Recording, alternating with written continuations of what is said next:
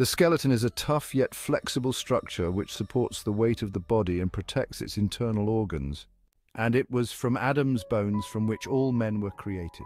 For it was not from the womb, but from Adam's rib, that the first woman was created. Genesis 2. For the bone is the foundation of the body, and although the body of Christ was sacrificed, not a bone of his body was broken.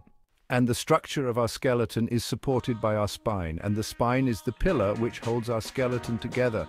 For spine is derived from the Nordic word spiker, which means nail, and the Son was nailed to the cross so that the temple could be completed. Men of Israel, listen to these words. Jesus the Nazarene you nailed to a cross by the hands of godless men and put him to death. But God raised him up again, putting an end to the agony of death, since it was impossible for him to be held in its power. Acts February 22nd, 24.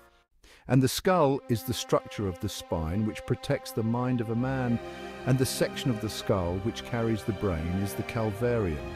And Christ was nailed at a place called Calvary. Luke 23, and he carried his cross to the place of a skull.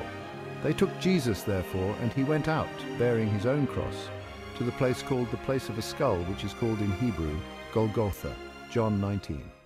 And at the end the Lord will rise dead bones from the graves, for the prophets foretold that from bones a great army would be raised. So I prophesied as he commanded me, and the breath came into the bones, and they came to life and stood on their feet, an exceedingly great army. Then you will know that I am the Lord, when I have opened your graves and caused you to come up out of your graves, my people. I will put my spirit within you, and you will come to life. And I will place you on your own land. Then you will know that I, the Lord, have spoken and done it, declares the Lord. Ezekiel 37.